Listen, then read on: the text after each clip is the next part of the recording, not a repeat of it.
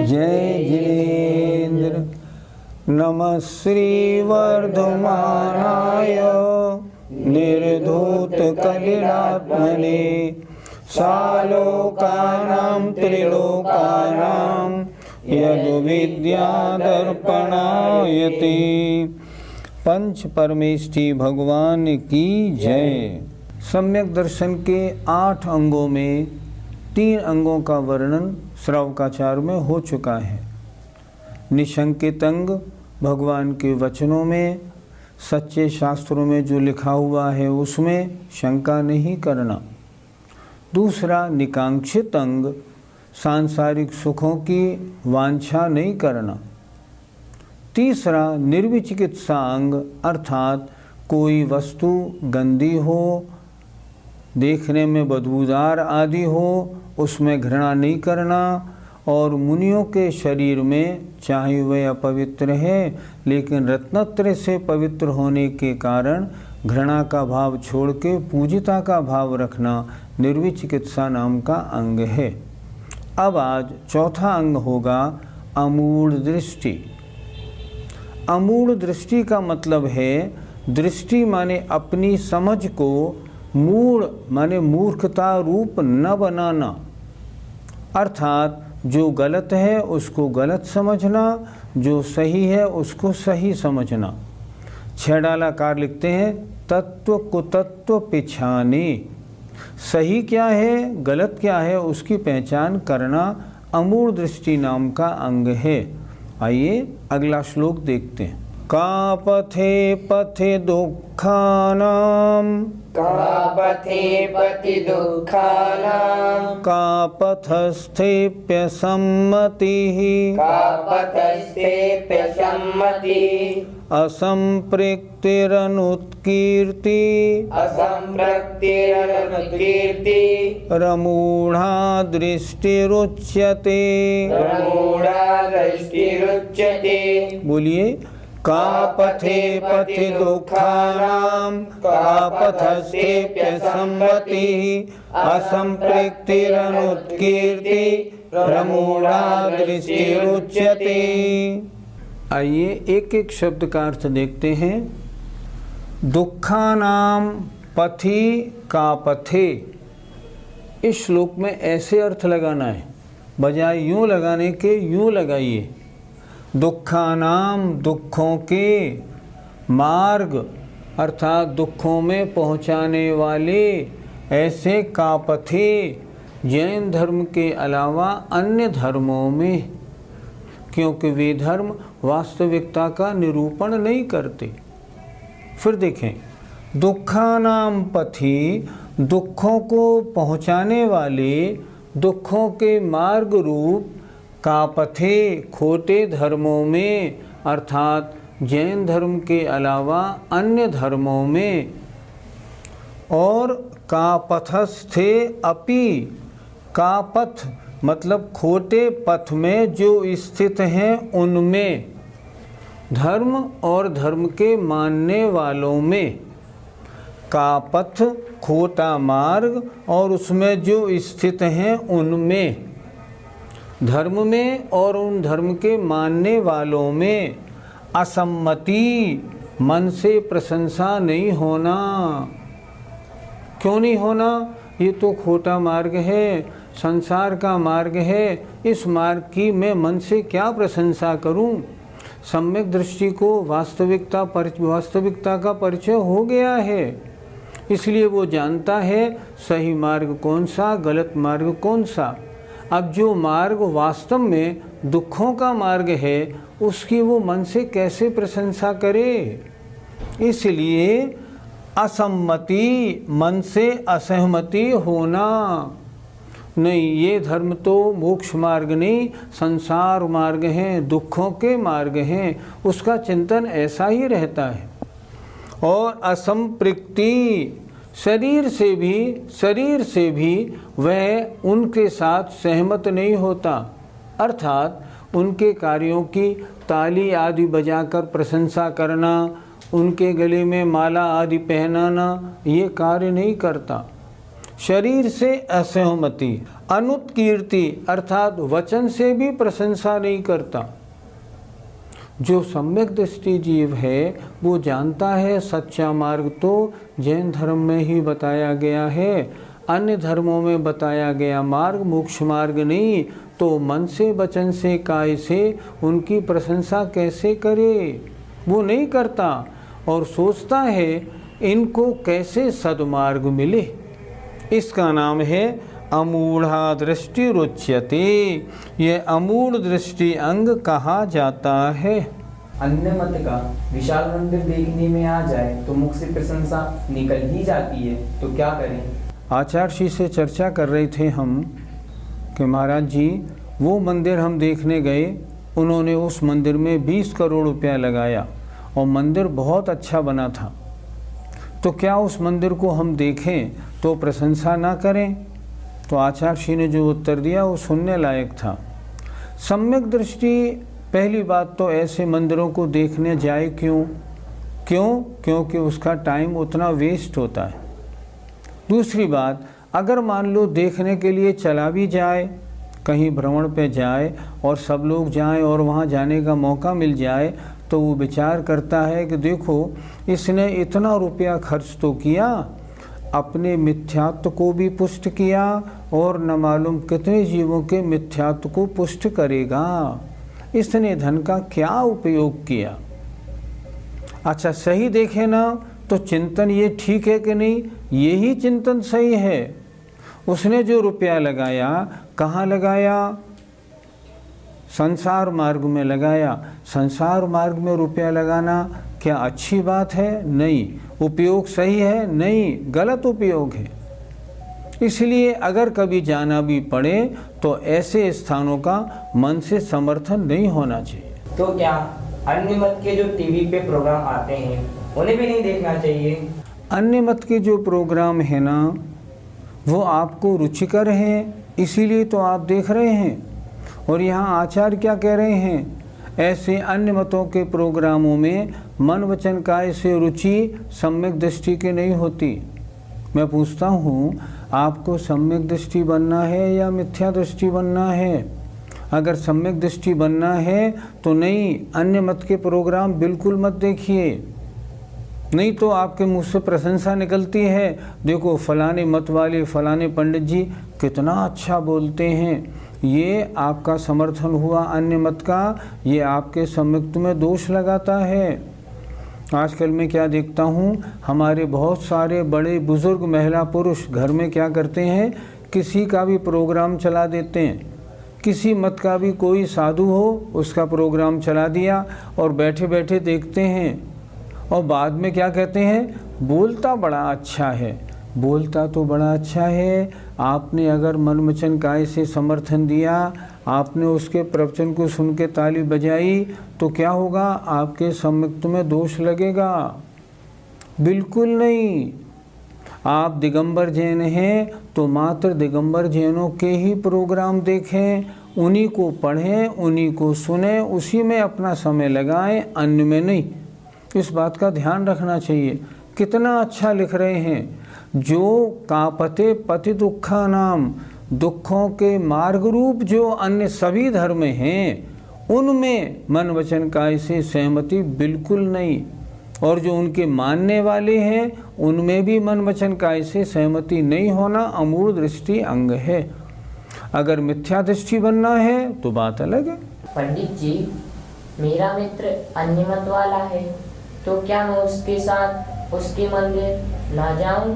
अभी तो आपने इतना ही पूछा है, अब फिर आप इसके आगे और थोड़ा बढ़ा के पूछेंगे, मैं उसके साथ मंदिर जाऊं कि नहीं, वहाँ जाके पूजा करूं कि नहीं, वहाँ जाके नमोस्तु करूं कि नहीं, उनके देवी देवताओं की आरती करूं कि नहीं, मेरा मित्र है, वो मेरा बॉस है, अगर नहीं करूँगा तो बिगड़ जाएगा, तब क्या होगा। ऐसा नहीं, जिसे अपना सम्यक तो सुरक्षित रखना है बिल्कुल नहीं करता। इसी रत्करुण श्रावकाचार्य में एक श्लोक आगे आने वाला है। भयाशा स्नेह लोभाच कुदेवागमलिंगिनाम प्रणामम विनयम चैव न कुर्यु शुद्ध दृष्टय। अर्थात जो सम्यक दृष्टि है वो, सुनिए, किसी भय से, किसी आशा से, किसी स्नेह से और किसी लोभ से, अगर मैं अपने बॉस के साथ जाऊंगा और इनके भगवान की पूजा नहीं करूंगा, बॉस नाराज हो जाएंगे, मेरी तरक्की रुक जाएगी, मुझे पुरस्कार नहीं मिल पाएगा आदि, ऐसी कुछ नहीं। अगर किसी भय आशा स्नेह लोभ से अन्य मत के देव शास्त्र गुरु को प्रणाम करता है, उसका सम्यक दर्शन बिल्कुल सुरक्षित नहीं है। तो क्या करें, स्पष्ट बात करें। धर्म का मामला अलग है, कर्म का मामला अलग है। व्यापार अलग और सारा धर्म अलग। आजकल क्या हो गया, हमारे व्यापारी लोग सब मत वाले हो गए। अब वो अपने अपने यहाँ अपने अपने पूजा इत्यादि करते हैं और आपको बुलाते हैं। तो क्या आपको जाना है? आप जाएं भी, नमोस्तु, वंदना, आरती किसी काम में ना लगें, और न जाए तो भी बुराई नहीं। सामने वाले से एक बार आप मने कर देंगे तो बार बार जाने का रास्ता बंद हो जाएगा। व्यापार व्यापार है, उससे क्या होता है। इसलिए स्पष्ट, जो अन्य धर्म वाले जितने भी हैं उनके अपने धार्मिक कार्यों में और उनके देवशास्त्र गुरु में और उनके मानने वालों में मन वचन काय से सहमति बिल्कुल नहीं होनी चाहिए। गुरुजी, इन बातों के अलावा अमूढ़ दृष्टि अंग में और किन बातों का ध्यान रखें? जैसे सबको ध्यान से सुनना चाहिए, क्योंकि ये गलत कार्य हमसे रोज होते हैं। देखिए, किसी के यहाँ आप गए और उसने 5 स्टार होटल में खाना खिलाया, वहाँ वेज नॉन वेज मिक्स खाना बनता है। उसने कह दिया आपका भोजन, आपका किचन अलग है, मैं आपको अलग से खिलाऊंगा। बिल्कुल अलग नहीं होता। 5 स्टार होटल में मैं एक बार गया था, मैंने वहाँ बात की, उन्होंने स्पष्ट कहा आप यहाँ की हवा के अलावा किसी को भी शुद्ध नहीं मानना। यही हालत है बिल्कुल। तो कहीं जाएं और अवक्ष भक्षण करें, उसकी प्रशंसा नहीं करना। किसी ने किसी को अब अवक्ष भक्षण खाने के लिए बोला, जैसे मान लीजिए किसी ने कहा गाजर खाने से आँखें अच्छी रहती हैं। नहीं, सम्यक दृष्टि जिन कंदमूल आदि के भक्षण से चाहे आँखें अच्छी रहे या कुछ भी रहे, वो उनकी प्रशंसा नहीं करता। वो सोचता है अनंत जीवों के खाने की मैं प्रशंसा कैसे करूं। अवक्ष भक्षण को कभी प्रेफर नहीं करता, खुद तो खाता ही नहीं, खाने वालों की प्रशंसा भी नहीं करेगा। जिन कार्यों में पाप है उन कार्यों की कभी मन वचन काय से अनुमोदना नहीं करेगा। मान लो किसी व्यक्ति की फैक्ट्री देखने गया, फैक्ट्री बहुत सुंदर है, बहुत नीट एंड क्लीन बनी है, अच्छी आमदनी का जरिया है, लेकिन उत्पादन अशुद्ध वस्तु का है, प्रशंसा नहीं करेगा। वो कहेगा नहीं ये काम गलत है। क्यों नहीं करेगा? ये सब खोटे मार्ग हैं। जो संसार मार्ग, पाप के मार्ग, संसार भ्रमण के मार्ग हैं, उनकी प्रशंसा अपने मुख से नहीं करनी। किसी को गलत मार्ग भी नहीं बताएगा कि अगर तुम्हारे घर में कॉकरोच हुए हैं तो ऐसे उनको मारो, नहीं, उनको भी नहीं बताएगा, क्योंकि ये सब चीज़ें गलत हैं। इसलिए सम्यक्त को सुरक्षित रखना है तो अपने मन वचन काय को इन अन्य धार्मिक कार्यों से और जो उनके मानने वाले हैं उनसे, मन वचन काय से, प्रशंसा से दूर रखना चाहिए। ये अमूढ़ दृष्टि अंग कहलाता है। स्वयं शुद्धस्य मार्गस्य, स्वयं शुद्धस्य मार्गस्य बालाशक्त जनाश्रयाम् बालाशक्त जनाश्रयाम् वाच्यतां यत् प्रमार्जन्ति वाच्यतां यत् प्रमार्जन्ति तद्वदन्त्युपगूहनम् तद्वदन्त्युपगूहनम् तद्वदन्त्युपगूहनम्। तद्वदन्त्युपगूहनम्। आइए एक साथ। स्वयं शुद्धस्य मार्गस्य बालासक्तजनाश्रयाम् वाच्यतां यत् प्रमार्जन्ति तद्वदन्त्युपगूहनम्। उपगूहन अंग का सामान्य अर्थ क्या है? सामान्य अर्थ ये है, यदि किसी जीव में कोई धर्मात्मा पुरुष हो और उसमें किसी अज्ञानता से या किसी असमर्थता के कारण कोई दोष लग जाए तो उसके दोष को ढकना चाहिए, अन्यथा धर्म की निंदा होती है। तो ऐसे दोष को ढकना ये उपगूहन अंग है। देखें, स्वयं जो खुद शुद्धस्य शुद्ध है, पवित्र है, श्रेष्ठ है, ऐसे मार्ग का मार्गस्य, ऐसे मार्ग में मार्ग का बाल अशक्त जन आश्रयाम। बाल माने अज्ञानी और अशक्त माने असमर्थ शक्तिहीन, ऐसे जन माने जीवों के आश्रय से, अर्थात जो मार्ग जो धर्म स्वयं शुद्ध है, ऐसे धर्म में यदि अज्ञानी और अशक्त जीवों के कारण वाच्यताम अगर कोई निंदा लगी है, उसको यत माने जो दूर करते हैं, उसमें अगर उसकी असमर्थता के कारण या उसके अज्ञानता के कारण उसके द्वारा पाले जाने वाले व्रतों में या धर्म में अगर कोई दिक्कत हो गई है, कोई निंदा का कारण बन गया है, तो उसको जो दूर करते हैं तद उसको उपगूहनंग वदंती कहते हैं। अर्थात किसी धर्मात्मा पुरुष के धर्म पालन में, धार्मिक क्रियाओं में अज्ञानतावश या असमर्थता से कोई निंदा का कारण बन गया हो तो उसको सबके सामने प्रकट न होने देना, उसको दूर करना, इसका नाम उपगूहन अंग है। अगर वो चीज़ सामने आएगी तो क्या होगा? धर्म की निंदा होगी। देखो, धर्मात्मा आदमी से ये कार्य हो गया, अब उससे तो अज्ञानतावश या असमर्थता से वो दोष हुआ है। हमारा कर्तव्य क्या बनता है? हम उसको दूर करने की कोशिश करें, उसे समझाएं ताकि वो ना हो, बजाय इसके कि उसको प्रकट करें। पंडित जी, यदि किसी मुनि या व्रती में हमें कमी दिखाई पड़े तो हमें क्या करना चाहिए?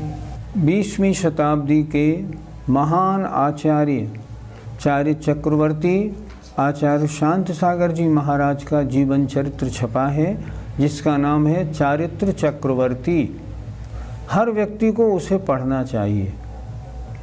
उसमें जो प्रश्न आपने किया वो प्रश्न उसमें दिया है। किसी श्रावक ने आचार्य महाराज से प्रश्न किया, महाराज आजकल साधुओं में शिथिलाचार बढ़ रहा है, हमें क्या करना चाहिए? महाराज ने उत्तर दिया, उनको एकांत में समझाना चाहिए। श्रावक फिर बोला, महाराज अगर एकांत में समझाने के बाद फिर भी ना समझे तो क्या करना चाहिए? तब उन्होंने बताया, उनकी कमी को जग जाहिर नहीं करना चाहिए, उनकी कमी को प्रकाशित नहीं करना चाहिए, बल्कि उनकी उपेक्षा करनी चाहिए। मतलब आप उनसे दूर हो जाएं, ये करना चाहिए।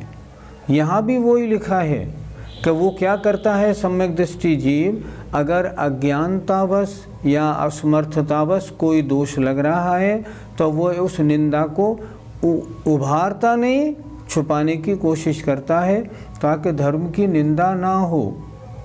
एकांत में समझाना विनय पूर्वक ये कर्तव्य बनता है।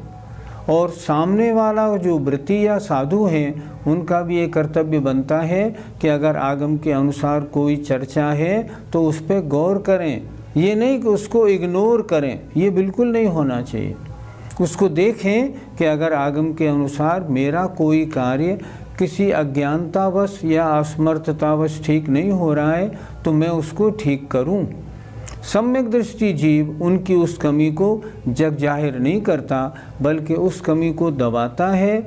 उसकी कोशिश ये भी रहती है किसी तरह इतनी बड़ी साधना करने वाले ये मुनि तो बने हैं, कई श्लोच करते हैं, सर्दी गर्मी सहते हैं, दिगंबर में भी दिगंबर मुद्रा भी है इनकी, फिर भी अगर मान लो कोई कमी है तो मैं क्यों ना इनकी कमी को इन्हें बताऊं। वो निवेदन पूर्वक उनको बताता है लेकिन उभारता नहीं। इसका नाम उपगूहन अंग है। पंडित जी, वो तो मुनि हैं और हम श्रावक हैं, तो हम उन्हें कैसे समझा सकते हैं? क्यों नहीं समझा सकते? अगर आप नहीं समझा सकते तो आचार्य शांत सागर महाराज ने क्यों कहा कि उनको एकांत में समझाना चाहिए। देखो, अपने में विचार भी आता है, ये मुनि महाराज हैं, इतने उच्च पद पर हैं और देखो निर्ग्रंथ हैं, केसलोच करते हैं, एक बार भोजन करते हैं, लेकिन फिर भी इन कमियों के कारण इनके ये पाप का बंध होना संभव है। तो मैं ऐसा क्यों ना करूं जो इनके चरणों में नम्र निवेदन कर दूं। तो अगर आप जाएंगे उनके पास और निवेदन करेंगे तो अवश्य मानेंगे। अगर वो फिर भी ना माने तो उनसे कहिए, महाराज मैं आपको शास्त्र ला के दिखाता हूँ, आप शास्त्र के अनुसार अगर आप अपनी चर्या में थोड़ा सा अंतर कर लें तो आप महान पुण्य के भागी बनेंगे, ये पाप जो हो रहा है दूर हो जाएगा। और फिर भी अगर वो ना माने तो फिर क्या करें? आप ये सोच के रह जाएं, क्या बताएं, कर्म का उदय है, इनके भाग्य में ऐसा ही लिखा है, मैं क्या कर सकता हूँ। देखो, माँ जो होती है अपनी प्रीति बस क्या अपने बच्चे को समझाती नहीं है? समझाती है। उसी तरह हमारा कर्तव्य क्या बनता है कि जो हमारे साधर्मी हैं उन साधर्मियों में, और अगर गुरु हो तो गुरु के चरणों में नम्र निवेदन पूर्वक निवेदन करें, गुरुदेव आगम की आज्ञा ऐसी है, ज़रा आप देख लें तो अच्छा है। हमें उनकी बुराई निकालने का अधिकार नहीं पर उन्हें बताने का, समझाने का अधिकार है। श्रेणिक चरित्र में जो श्रेणिक महाराज की और वो जो देव उनकी परीक्षा लेने आए थे उनकी जो चर्चा लिखी है बहुत शानदार है।